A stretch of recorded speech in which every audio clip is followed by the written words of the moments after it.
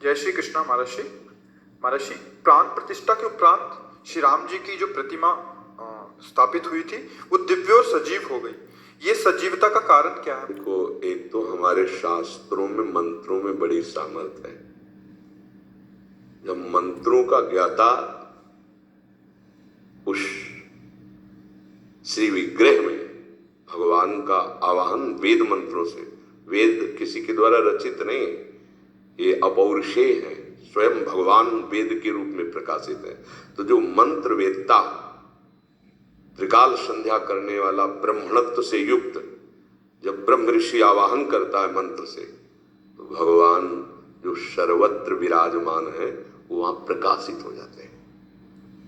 हृदय में भगवान सबके विराजमान है ना, पर प्रकाशित तो नहीं है ना। और जहां मंत्र जपे आप, हृदय में भगवान प्रकट हो जाते हैं, मंत्र का प्रभाव।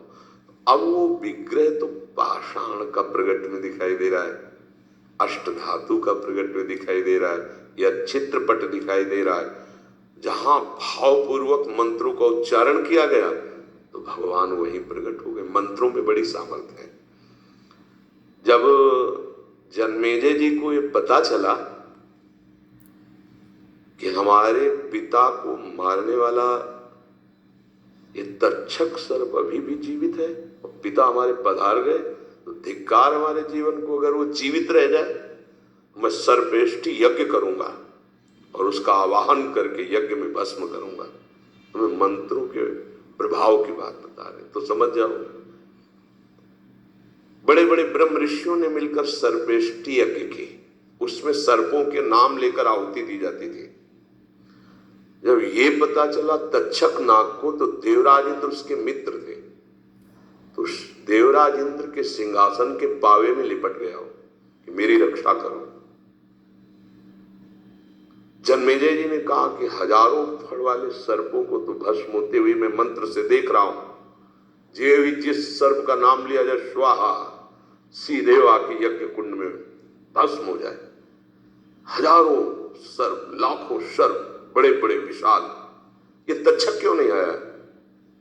तो उनका महाराज, तक्षक इसलिए नहीं आ सकता कि देवराज इंद्र के सिंहासन के पावे में लिपटा है।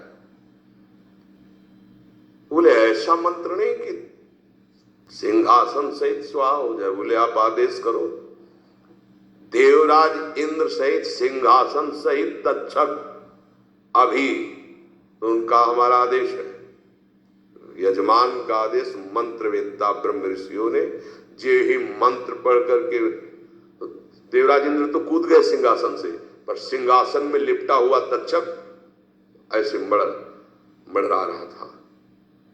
आस्तिक नाम के जो एक ब्रह्म ऋषि हुए, भांजे थे वासुकी नाग के, उन्होंने देखा कि तक्षक चित्कार मार रहा है, तो भांजे थे सर्पों के वो, तत्काल उनका तिष्ठ तिष्ठ वही रोक दिया और जन्मेजय जी से कहा कि मैं भिक्षा मांगने आया हूं यज्ञ में, और मांगने वाले को यज्ञ में ना नहीं कहा जाता, ये आहुति मुझे प्रदान कर दो। वैसे यज्ञ बंद हुई। देवराज इंद्र सहित स्वाहा, अगर वो रोक न देते ला कूद ले जाते उसी में। द्रोणाचार्य जी ने मित्रता की द्रुपद से, तुम्हें मंत्रों की बात, द्रुपद से, द्रुपद जी ने कहा कि जब मैं राजा बनूंगा और कभी आपको आवश्यकता हो तो आप आ जाना, क्योंकि आप ब्राह्मण ब्रह्म ऋषि हैं और मैं राजकुमार हूं। दोनों गुरुकुल में पढ़ते थे।